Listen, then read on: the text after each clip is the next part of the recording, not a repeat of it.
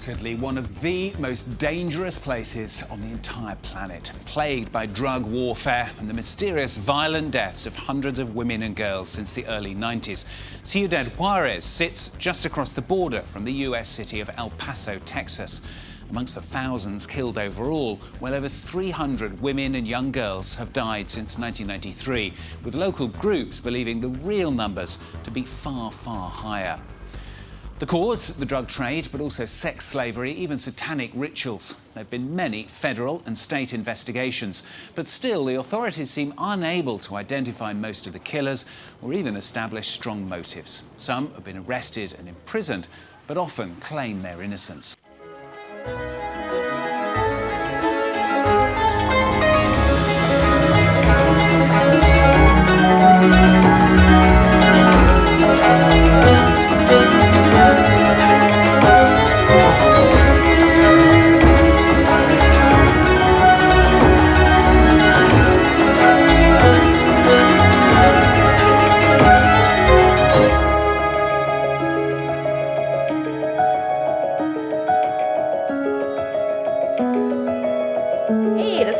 Jones, and this is Kitchen Table Research. We do the research so you don't have to. You can follow along on our Instagram page where we post evidentiary pictures of the stories that we talk about. So today you're going to hit the Juarez stories. And if you need some help doing so, go back to episode 1 and we explain a little bit better how to use our Instagram. Now, if you would just like to directly reach out to us, which we would love, please send us an email to kitchen.table.research@gmail.com. This podcast not only tells the story of interesting cases, but we wanted to incorporate some political happenings that were occurring around the same time that our last case occurred, Las Cruces, as well as our other observations as we continue to deep dive into these femicides or the killings that we ran into when we were doing research for Las Cruces. And I think Jones stated in an earlier episode that we just feel like we couldn't move on until we really took a deep dive, and a deep dive we took.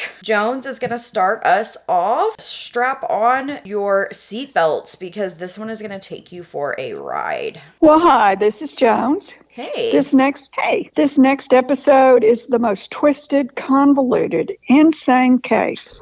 It's got murders, kidnapping, torture, corruption, bribes, dishonesty, media threats, dismemberment. It's got all sorts of things. So we're going to give you the highlights because when I did my research, I ended up with 100 pages of research, which I was able to whittle down. So if I left something out of the story, I apologize. If you guys have questions, just shoot us an email. This is such an intricate story, and I feel like some of our listeners here in Texas might know a little bit more about Mexican culture. So if you guys want to send us a story on this, please go for it on our Gmail. Well, we would read you the names of all the victims of Juarez, but as of 2005, 17 years ago, there were 370 missing women. The victims of this story are in the thousands. So who is killing these women and why?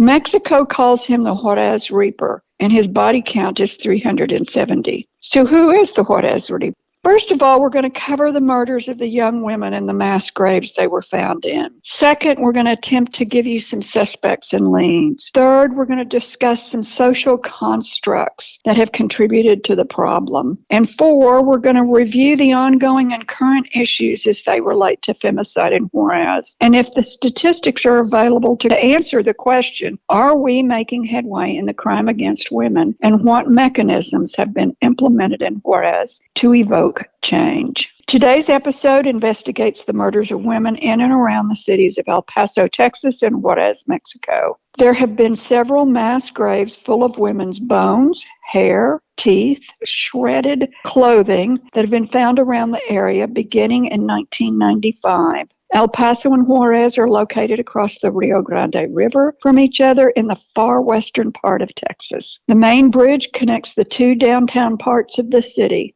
And then later on, we're going to talk about some other mass graves that have been discovered in other states of Mexico. Okay, I'm going to give you a general background. So I wrote up this script back in February. We're now in October. And like Joan said, she had over 100 pages. And we're just like, what are we going to do with all of this information? It's been a minute. She deep dived into this so that we could finish up this script. So she's more familiar with it. So she's going to have a little bit more speaking parts, but I'm going to give you some background information and some information that I found when I was researching. So, Ciudad Juárez is an industrial city visible from El Paso. Like Joan said, they're within walking distance, and there's a huge bridge that connects the two cities. There's cartel presence, and it is a migrant city because of its proximity to the border. Between the years 1995 and 2001, there were 76 femicides, all thought to be linked. 6 of them have been confirmed as U.S. citizens. Most of them were students or factory workers between the ages of 15 and 19, lean, dark-skinned, dark-haired. Most of them were dumped in the desert, half naked. Some of them were bound with shoelaces, had their left breasts removed, had triangles carved into their backs, and were strangled. They were stabbed and shot. Some were posed after their murder. With each of our references studied, the numbers of murdered young women just changes. Why? Because there's not much record keeping going on the Mexican side. And there is no Mexican database for missing and murdered women. I think we did talk about that they just now started a fingerprint program across Mexico. Since 1993 until 2021, between 500 and 1,500 women have been murdered, and some found in mass graves around the city of Juarez. So let's get into the first mass grave that's found. In 1995, the first mass grave was found in an area known as Lote Bravo, which means wild or untamed. It was a vacant lot near the outskirts of Juarez, and 9 women were found in an unmarked mass grave. The women were workers from maquiladores, which are, it's just the Spanish word for factories, that were built in response to NAFTA, and we're going to get into NAFTA. The women and their families had come to Juarez in search of better wages, working conditions, and opportunities from the southern parts of Mexico. The young women from families attempting to make a better life were stalked, preyed upon, and killed, and then dumped into mass graves. This first dumping ground was located close to the factories as well as the small airport outside of the city of Juarez. The Lote Bravo femicides occurred when Fuentes and his sicarios, which would be the Spanish word for hitman, Juarez cartel would initiate their members into the cartel brotherhood through the killings and instill corruption, ritual, and a code of loyalty. Police would pull over women telling them that something was wrong with a member of their family, and the women would obviously get into the police car but would never be seen again. It is thought these women would be taken to rape parties, then immediately killed and thrown into a grave. Not only were the police being threatened and corrupted by the cartel, but also small-time drug dealers or metidos would lure women to their higher-ups to reinforce the initiation the cartel was trying to strengthen. These metidos were 16 to 17-year-old boys. So what are contributing social factors to the Juarez femicides? The first one is going to be the organization of cartels, secret police, and corruption at all levels of the government. So before we get into the missing women, let's do a quick history lesson of the political situation that was happening in Chihuahua, Mexico. And that is the state Ciudad Juárez is located in.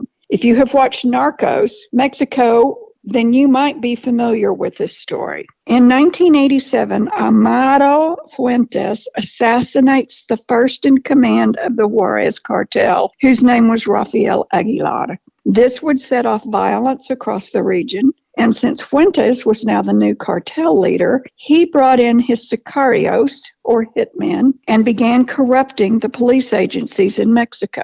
Over the next few years, Chihuahua would become a much more dangerous state. Fuentes had been smuggling drugs into Miami, and he realized that that was not as efficient as moving them from Juarez into El Paso, as he now controlled the police in this area.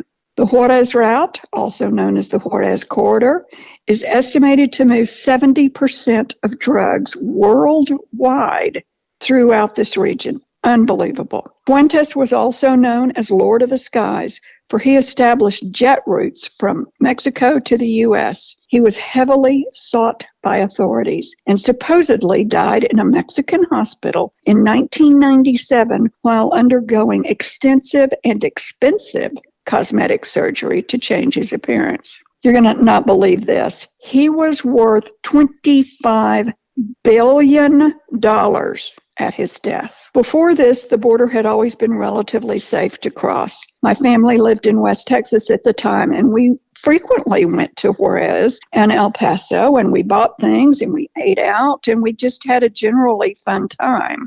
Another contributing factor is the patriarchal society, and this increasing employment among women and girls has given them a greater degree of independence, because although their salaries are meager, their efforts do provide them with an income and the means to send money back home. This has been a destabilizing factor for the role of men within the patriarchal model and implies a significant change in terms of gender relations. This change in roles can translate into violence in families, labor and social relationship changes if men are incapable of handling and accepting this new situation. Understanding that their male roles have changed can lead men to experience a sense of frustration that can manifest itself in violence intended to reinstate and maintain the patriarchal relationships of control and dominance. NAFTA is the North American Free Trade Agreement signed by Prime Minister in Canada, the Texas governor who was Bush at the time, and the President of Mexico who was Vicente Fox at the time. It was signed in 1992. It went into effect on January 1st, 1994. The purpose was to provide commerce between the three countries so that there were free tariffs and taxes, and it created incentives for major production facilities to be built along the border, but specifically between Juarez and El Paso, because there was at least a small infrastructure in place between the two cities. The 2 years after the signing and before taking effect allowed Juarez to build a factory mecca to over 300 corporations: Dell Computers, GE, car manufacturing out of Detroit, clothing, appliance factories. Anything that required a mechanized factory process relocated their plants to Ciudad Juárez. NAFTA has since been replaced by a more recent treaty between the two countries, which essentially continues that process. The FBI. In the beginning, when America realizes that women and men are being killed so closely to the border, the FBI brings in Robert Ressler as the new director of the El Paso field office. Okay, I think we really like Wrestler too. Isn't he kind of a badass? He is, and he's also the one that is featured on Mindhunters, which is a Netflix movie.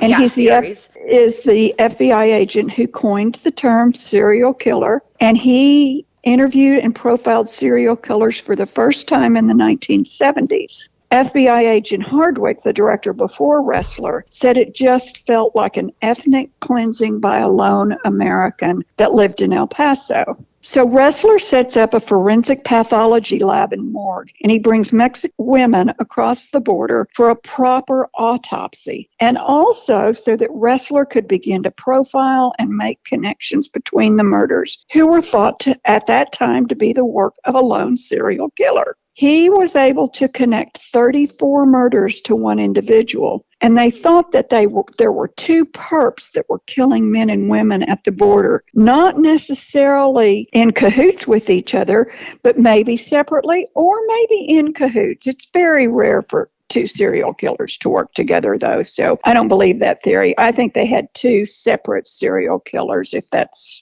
the way you want to look at it. Between the years 1995 and 2001, there are 76 missing and murdered women in Juarez thought to be linked. However, because Mexican authorities did not want the crimes to be investigated or to be solved, no arrests or convictions were ever made. All right, I'm going to talk to you guys about the second mass grave that's found. So If you want to think about it, it's kind of a series of three different tipping points. So we just talked about the first one. So let's get into the second mass grave that is found.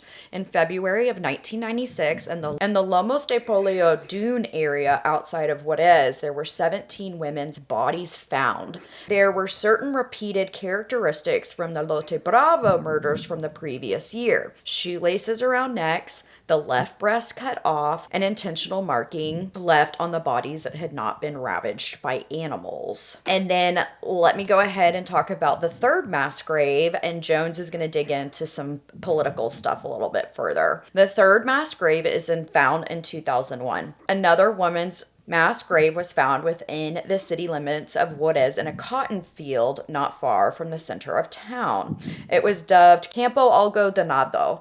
And algodonado means cotton, so. Oh, algodonado, it does. Thank you. Some women had been dead for several months, and some were more recently murdered. As the women's bodies were removed and taken to the medical examiner's office, the authorities continued to find planted evidence that had not been found the day before. Ressler is not taking bodies at this time anymore. He's kind of closed that case, and so these murders are being investigated by the Mexican side. The clothing and other evidence found had not been there when the police cleared the scene, which was after the bus drivers were in custody. So somebody else had to have a hand in this. The drivers' confessions lacked critical details of the crimes, as well as including categorically false ones. For example, they said they had committed the murders while high on cocaine and marijuana, but they were regularly drug tested for their jobs and had never failed. And if you're smoking marijuana, you're going to fail a drug test because it stays in your system so much longer than like cocaine. So I think that is some telling evidence. A state official asked the head of forensics for the gravesite to plant evidence, but he refused. He said that the only evidence on the bus drivers is evidence that they were tortured. The lawyer for the bus drivers was killed by a state police officer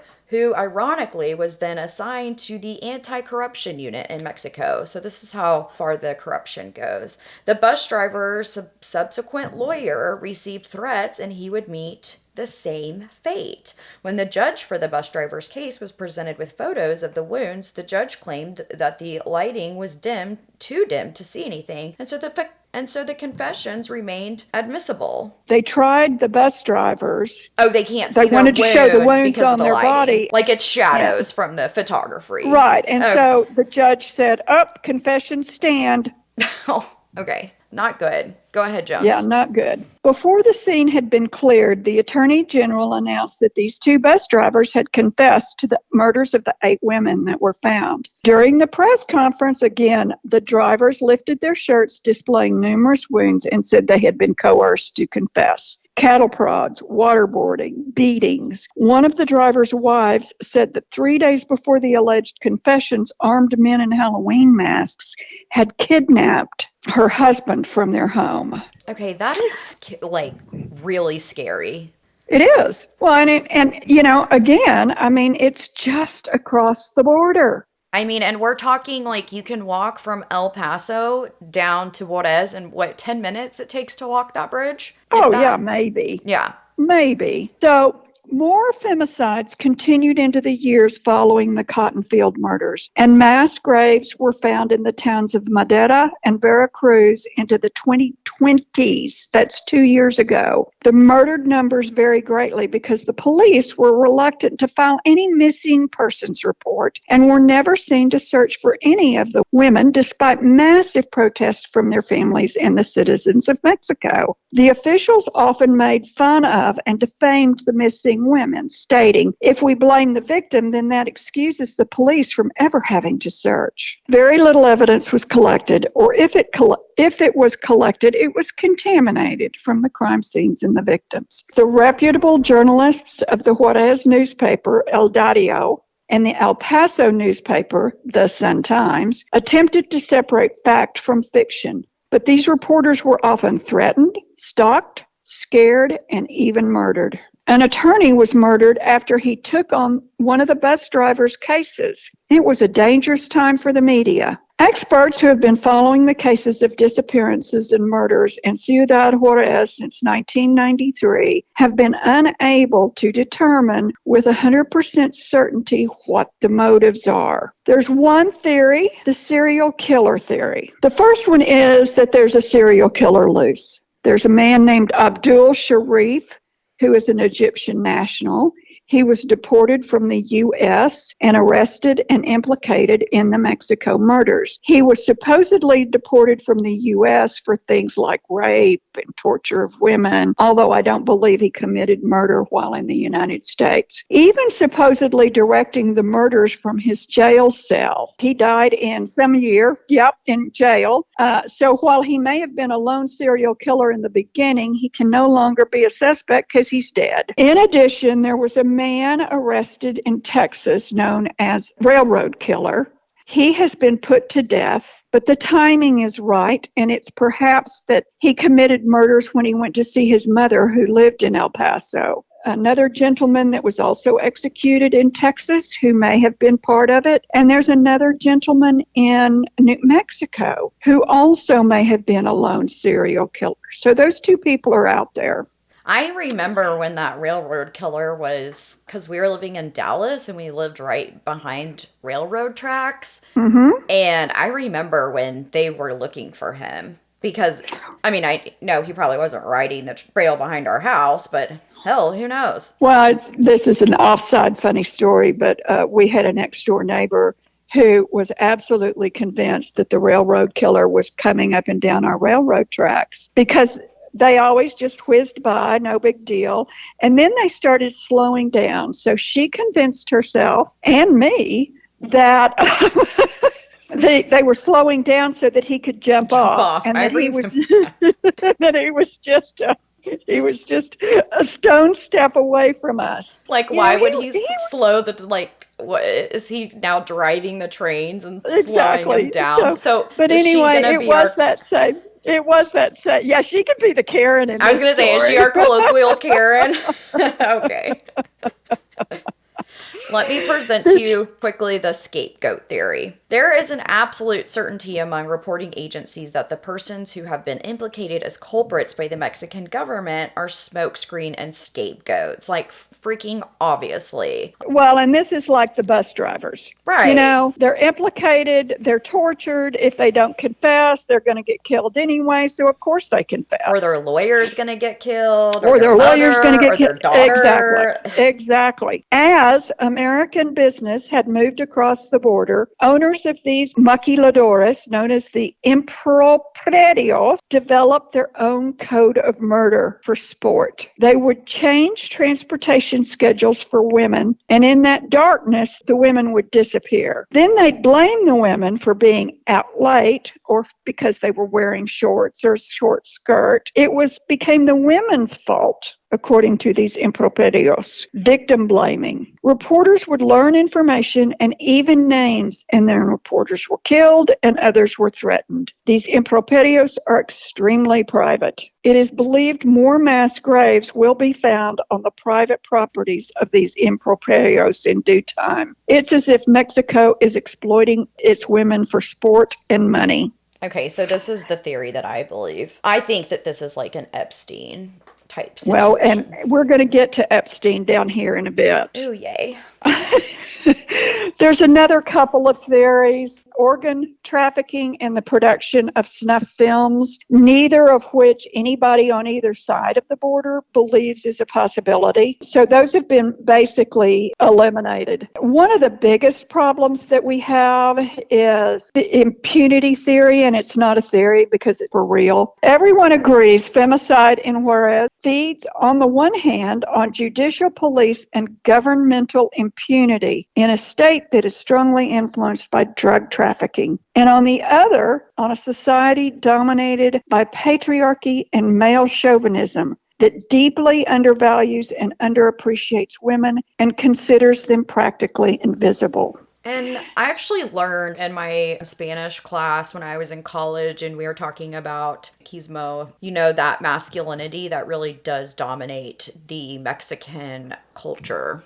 Yeah, and it does dominate it. If there's an element for understanding the causes of femicide, it's got to be impunity. The state, with all its mechanisms, has been unable to stop the increasing violence against women over the last 15 years in Ciudad Juarez. The lack of response by the authorities to these crimes against women has led to a general lack of social and moral norms governing femicidal violence. Since there are no legal or penal consequences for acts of violence against women, the climate of impunity reinforces the social uprooting and the breakdown of morals, standards, and guidelines. They're tolerating this. That leads to violence against women being considered just a natural, go about your day, no big deal kind of event. I was going to say, turning a cheek is just as bad as committing the crime. Well, and it requires the active complicity of the local and federal authorities to protect these people who are responsible for the deaths of women. The relatives of the victims and experts in the field have reported a lot of irregularities in police investigations. They lose reports, they've lost evidence, they can't find evidence, they jick up evidence, they contaminate evidence. We've already talked about people who've been tortured to force them to confess. There is an organization within the police department that's called La Linea, which is comprised of municipal police, agents in the judicial police, hired assassins, and small-time criminals. Their report implicates drug traffickers who have infiltrated the police as the persons responsible for a significant number of murders. The primary objective of La Linea was not to cover up crimes against women. It was rather to protect the interests of the cartel. So stopping the real murders from being harassed would now be La Linea's responsibility. The La Linea involvement with the cartel came to light in 1999 and again in 2004 when Mexican federal police discovered a communal grave with dozens of bodies of men who had been tortured and strangled. It was how they proved that La Linea actually existed to protect the cartel. So we could say this would be a fourth mass grave then? Yes, absolutely. Okay. Absolutely. After this grave was found, police sources asserted that some 20 judicial police were involved in La Linea and that the police chief was their leader. It proved the existence of a connection between the narcofosis, drugs, and a significant number of murders of women. They discovered that the hitmen were the police themselves. If not one case, this is a quote from a journalist, if not one case has been solved in 10 years, only two explanations are possible. Law enforcement is either inept or corrupt. Corrupt. Love that quote. Yeah. Love that quote. So both of us listened to a great podcast. It's called What Is. If you just search What Is, it's the one with a cross and it has a pink background. And they talk about journalists Marcos Fernandez and Jean Christopher Rampal, and they wrote about the subject of impunity, i.e. involvement of the police in the murder of women in Ciudad Juarez. And they're the ones that kind of coined La Linea. And doesn't one of those men end up dead? I think it's Christopher. I don't know that for sure. One of the journalists that's in this podcast, as they are investigating, like literally in real time, turns up dead, which again, it's crazy. People in all sorts of professions, the families of the murdered victims, the press, the documentary producers, Amnesty and peacekeeping groups, researchers studying the femicides, all came together at a seminar held in Barcelona, Spain in 2010. The seminar continued for the last 12 years. The goal of the seminar held in Barcelona was to, number one, understand femicide. Number two, to understand the social constructs that contribute to femicides. 3, to review if any changes have occurred, to review what, if any, changes have occurred to decrease the number of femicides, and to develop public policies that promote peace and human rights. The findings were presented and summarized, explaining and defining femicides. So, femicide is a theoretical category defined as the murder of women because they are women. It's not simply feminizing the word homicide because the victims of murder murders are women. It's more like emotive inclusive. Right, because femicide is a consequence of dominance in gender relations within patriarchal systems that is expressed in different ways, including verbal, institutional, and physical violence. It is the misogynistic killing of women by men. Femicide is the killing of women often condoned, if not sponsored, by the state and or by religious institutions. It is the killing of women because they live and breathe. According to Diana Washington, who's a journalist for the El Paso Sun-Times, the problem with the police was that they worked for someone else, not for the community. They worked with organized crime. It is unbelievable that the crimes had been under investigation for years without looking into the role of the police in a corrupt system. The police maintain a strict code of silence with guaranteed death to anyone who dares to break it. This code goes beyond the typical bad custom of small bribes given to traffic police for traffic violations in exchange for not receiving a fine. They are going to kill you. This is not a joke. The police are involved on all levels in ordered kidnapping and executions. The DEA and the FBI in America assert that the primary concern of the police in Juarez is protecting the drug traffickers and their shipment of illegal drugs. Following is a summary of individuals who are believed to have maybe been a lone serial killer. I've already talked about Abdul Sharif. He died in prison in 2003. There were 10 members of the Los Rebeldes gang, supposedly paid off by Sharif, 6 of who still remain detained. And then others have retracted their confessions amid alleged torture. There's a bus driver who raped a young woman and left her for dead. He's still in prison. There were the bus drivers who were accused of the 8 homicides in the Campo Algodonero case. One of them died in prison after surgery, and the following year his colleague was freed. Also allegations of torture. Is this the guy that did the plastic surgery? No, that is the head of the cartel, who was worth $25 billion. I mean, that's crazy. At his death.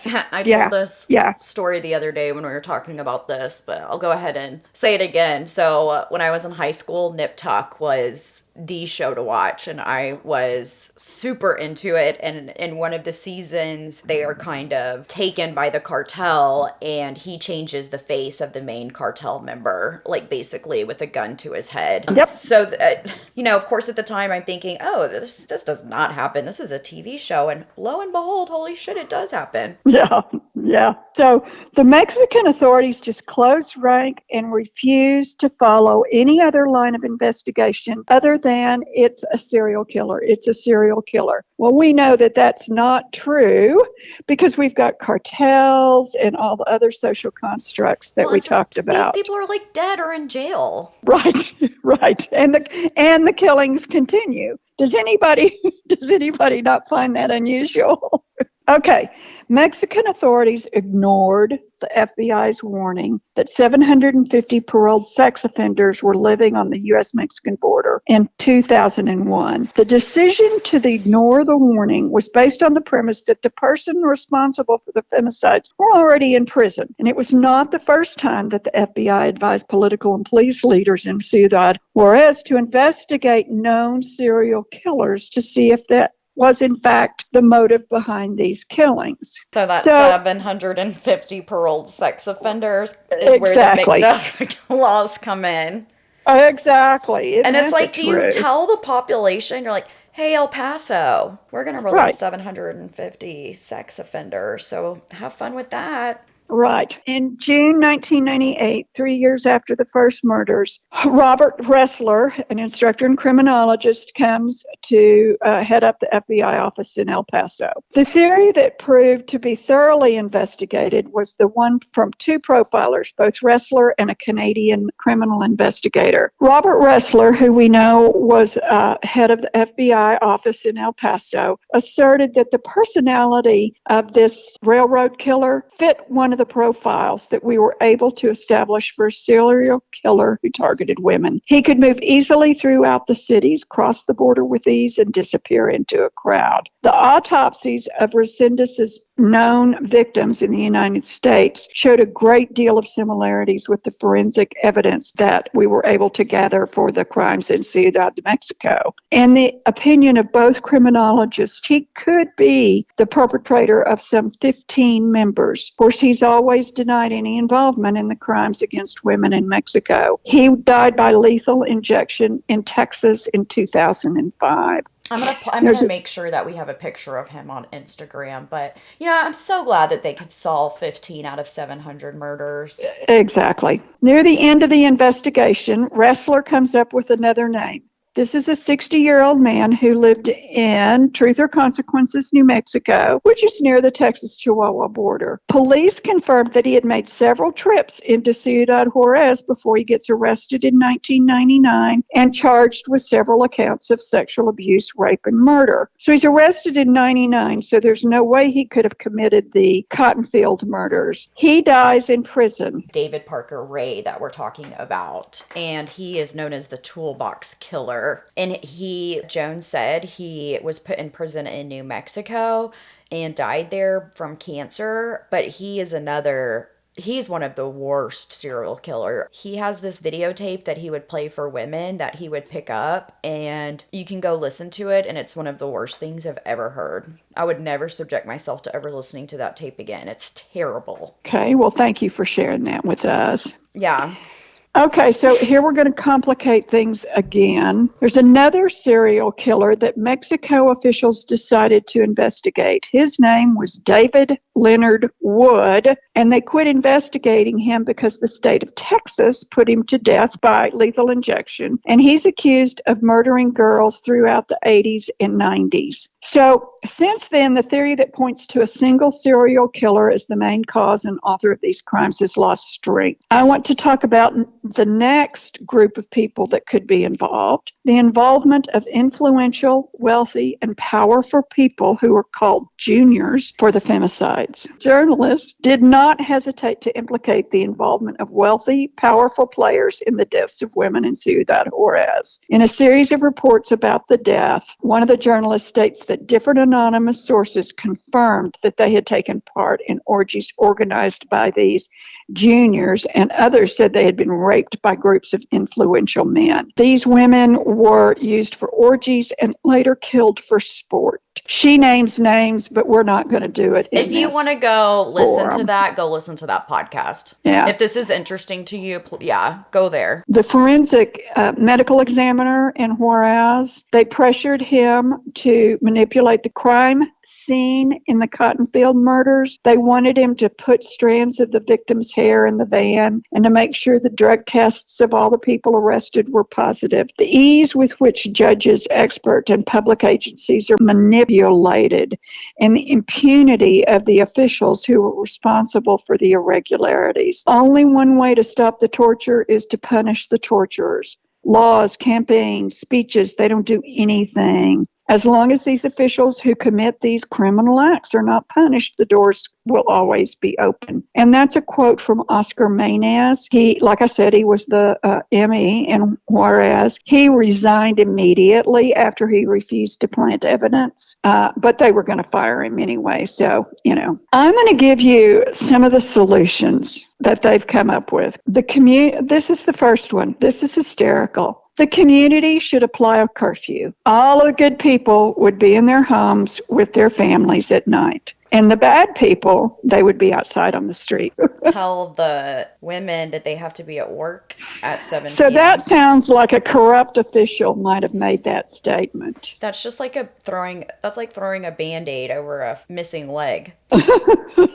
Maynez continues in a quote. He says, "We have a lot of problems with immigration and lack of infrastructure. When I say a lack of infrastructure, I mean law enforcement, police stations, fire, rescue, emergency, and medical services infrastructure. What's more, it seems we also have a problem with violence against women that has just gotten worse over the years. Oh, I was going to say on our Instagram page, I've put some of these quote unquote infrastructures that they threw up for housing for the workers, and it is really bad. So you guys Just can nasty. see it. Yeah, you guys can see it for yourself on Instagram. I'll put it up there. Some organizations have backed all the measures that have been taken, which are not many. The thought is the more we get the information out to the public of both El Paso and Ciudad Juarez, the less likely these murders are to continue because the public will rise up in arms against it. I don't know if that's true either. They asked for help from the international community. And in effect, some 70% of international companies declined to build a maquiladora in Juarez because of the problem. There was also implication of a computer education school. The victims found in the mass graves, some of them, many of them, were approached on the street to come to school at the computer school. They would train them and then they'd be able to make more money. Essentially, what they did was they trained them. Well, they got them in the school and then they kidnapped them, killed them, and that was the last they were ever seen. The summit in Spain continues. Some of these suggestions that I've been reading to you were out of that summit. One of the things that happened was a special missing persons unit was established, created an appropriate algorithm aimed at identifying people who are missing. And no longer do officials have to wait for 24 hours to report a missing persons case. We've had several attempts to reform the corruption of political, legal, and law enforcement. They've all failed. There is no state protocol to attend to women who are victims of rape. And so the Attorney General has established a center which attends to the women who are victims of crimes. Of course, if you're dead, that kind of precludes you being able to use that. The number of femicides has not basically improved. The state of Chihuahua, they went from 5th in 2000 to 7th in 2004. So these graves continue. There was a database created by Ressler of the FBI. So whether right or wrong, the U.S. needs Mexico, and the U.S. citizens rely not only on the maquiladoras and the factories in Mexico, but also drugs. If there were no drugs, obviously the situation would be so much different. The U.S. relies on Mexico to get cocaine, and the purest cocaine goes to the upper echelon, like we're saying, the Epsteins and the super rich that live in Aspen and New York, and the leftovers are made into crack and distributed to the poor communities. And the violence is being held at the border. The violence stays over the Juarez side, while El Paso and the U.S. remains relatively safe. I don't know if this is a problem that can be stopped. Sex trafficking, cocaine, and other drugs fuel the international banking system, and we are all victims of the femicides of Juarez. We all participate in paying taxes and consuming Mexican products. We pay for the corruption and we get the product, like a bad homeostasis. This is a tale of two cities, El Paso and Ciudad Juarez. So what do you guys think? I think this is just a mecca of several unfortunate events leading to one of the biggest drug and women smuggling, rape, and torture rings that the world has seen, bigger than Epstein. It has also been theorized that the cartel's money is laundered through small banking franchises in America. So I dug into this and I looked at Wachovia, which you might have remembered was a bank back in the probably 2000s. Wachovia was taken to court and found guilty of assisting the cartel in laundering money worldwide. So Wells Fargo bought the entity Wachovia, paid the fees that were owed for laundering this money, and incorporated it into Wells Fargo. So is it plausible that Wells Fargo is one of the largest money laundering entities in the world? The rich, like the Rothschilds, royalty, the Epstein group, are all profiting from the deaths of these women. And then it's crazy because it's like the Rothschilds and these 1% upper echelon, whatever you want to call them, they are the ones that actually fund the Federal Reserve. So again, it's like you have these rich families that are funding the Federal Reserve, which is laundering money, which in turn goes back into the Rothschilds' pocket, which in turn they loan back to the Federal Reserve, obviously at a interest rate. So everybody's making money, right? Yep. So how far does this go? We have yet to reveal all the secrets, even of the Epstein event. And we believe this problem, or I believe this problem, is like Epstein times 10. I think it'll be some years before that money laundering scheme comes to light in a representative, truthful manner, number one. Number two, what do you think legalizing drugs would do in the world? Would it solve the problem, or does it just make everybody in the world stoned and high? I don't know. That's a really good, kind of just thought question.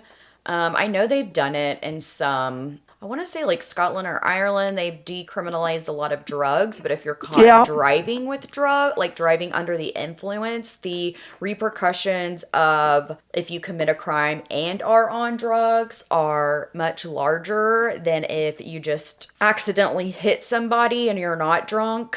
So the belief is still that if you're under the influence of drugs, it's a bad thing. So that whole system of punishment is just I think, like we always say, weird. the ripple effects you don't understand until it's over. Like, what are the ripple effects going to be of COVID? Obviously, I've always been really interested in JFK and his family. The JFK, quote unquote curse and the history of that family is extremely interesting. And to this day, we still have ripple effects from the execution of President John F. Kennedy and Robert Kennedy as well, I would say. And so, sometimes it takes 100 years, a century, to really look back and say, holy shit, right? Right. If we look back into this century, we can say at the beginning of this century, Black people and women didn't have the right to vote. There was no equality. Land ownership was only for rich white men. We look at those effects and how industrialization and World War I turned America into a more feminine country where women were allowed to work while men were at war and women continued in the workforce. And then, I have had a child, and how does having a child now that women are kind of required in the workforce, how has that not having a stay-at-home mom or a neutral, like a family unit, how has that affected just families in general? And then when mothers and fathers were able to stay home and work remotely during COVID, a lot of those things have changed. So again, it really goes back to me and Jones call it the tipping point, because there's a great book by, what is his name? Malcolm Gladney. Thank you. He's an amazing author. It's a great book. It's a great book. And I think about it in these thought experiments a lot. What else do you have to say about this, Jones? What are some questions? What do you think can be done? I don't know. I am so blown away by this story. And I am so blown away that, I get that there are corrupt people all over the world, in my town, in my state. I know that, But to have every member of the police force corrupt, and maybe you've got one or two that are good guys. Well, if there's one or two good guys, then they're going to be killed. And now we're back to 100% corrupted police force. So what do? Blow all the bad guys away and then elect? Well, and do you let the Mexican people elect what we think are good guys? Does the United States step in and try to pour billions of dollars into Mexico to help with this problem? The United States has poured lots of dollars into lots of countries, and I don't know that we've remained friendly with most of them, Right. That comes with we've got billions of dollars. Issues. Yeah, and so it's just this wheel that the hamster's on. What if you let the cartel run Mexico and set up maybe a series of policies for them? Or do you legalize drugs? And that takes away the drugs power. And allow the cartel to take over. Yeah, I don't know what the answer is. Funny, that makes me think. Have you ever watched World Prisons, where this guy goes into different prisons? Apparently, I have a lot of TV on my mind today. You do. And he goes into some of them in Venezuela and South America. The gangs, like the prisons, run themselves. They are in charge of cooking. They live outside, kind of in these shitty, half-made, places with sheet metal and sheets as roofing, and they're all outside hanging out because you don't want to hang out inside your little cubby all day. And I mean, they're just chopping fruit. People are selling things. Their wives and children can come in and out of the prison. And they've said that's the safest way to run that prison, because when the guards try to interfere, they try to keep them in cells. People got violent, and so they started letting them run it their own thing, and the violence has dropped. I mean, again, it's a thought experiment, right? What a social experiment. Right. Can prisons run themselves? Well, and obviously in this Juarez case, if it were as simple as a single or a double serial killer done, this would have been easy. But the fact that you've got drugs on top of corruption, on top of corruption, on top of sex parties, on top of money. On top of money, on top of money and sex truly drive this world. Yeah. Yeah. We wrap up. I'm going to give our references, and we'll tell you a little bit about our next few episodes, and we will sign off for the day. So the podcast that we were talking about, it is called Untouchable Women of Juarez, and it is by Monica Ortiz Uribe and Oz Wolenshin. It's amazing. It's such a great podcast. Go listen to it. The Guardian, How a Big U.S. Bank Laundered Billions from Mexico's Murderous Drug Games by Ed Viliami. I believe that article is out of Australia. Oh no, it's the next one. The Sydney Morning Herald, quote, ex-FBI agent to hunt for women's killers. So that would be the story of wrestler Jill Radford and Diana E.H. Russell. Femicide, The Politics of Women's Killings. New York Twain Publishers, 1992, Oscar Maynez, former head of forensics for Ciudad Juarez, and Diane Washington, Harvest of Women, Safadi in Mexico, and you said she was a journalist as well? Yeah. Marcela Ortiz, representative of the May Our Daughters Return Home Association, and Diana Washington, who we have already stated is a journalist for the El Paso Times. The conference that Jones was talking about, it's called The Materials of Peace and Human Rights, documentaries on femicide and Ciudad Juarez, and that is presented by Sonia Herrera, Laia Ferreira, Marta Moixi, Dolores Sierra, and Xavier Guido. Yeah, it's probably Marta Mushi because X's are CH's, yeah. We speak a little Spanish, so... Yeah, not enough to be good. I would also like to thank my sister-in-law who helped do some of the research and writing for this episode. So here's a shout out to Johnson. Love you, girl. And we are actually recording this episode 6 days out from Halloween. My husband and my family, we're all going to Terralingua, which you don't have to have a passport to get to. It's in a state park that runs along the border called Big Bend. So whenever you go down there, you aren't checked by Border Patrol or anything, but when you come back, Border Patrol can search your car and other things, because Terralingua, again, it's right there on the border. However, there's not a city sister on the other side, so it's not considered dangerous. So we're going down there for Halloween and Day of the Dead. So I will post pictures on our Instagram, because the Day of the Dead celebration, Dia de los Muertos, down there is supposed to be amazing. So I'm very excited for that, and I'm very excited that while I'm there, this podcast is going to drop, and we've worked so hard. Coming up, and while she may be excited, I'll be at home. You'll be stressed. Yeah, I'll be stressed. Stressed is the word of the week right now. I am really at every moment. I put too much on my plate, as per usual. I'm constantly editing and writing. We're done with writing. We're really just in the editing phase. So we hope to have out 7 episodes for you guys, and then follow up in the next few weeks with our mid-season finale, Darlie Routier. But we are going to first talk about Candy Montgomery and Carla Faye Tucker, which were 2 axe murderers in Texas. One was put to death by the state of Texas. The other remains free to this day. So we're going to dive back into death row, particularly women that have been sat on death row, because our mid-season finale, Darlie Routier, she is currently sitting on death row in Texas, and she does not have an execution date at this time because she's on her last appeal. Our mid-season finale, and we have been dissecting this court case for 6 months? Oh, yeah. Easily. I think we started Darlie in April, and I read the entire court case. I read every testimony. I read what they submit in evidence. I read the pretrial.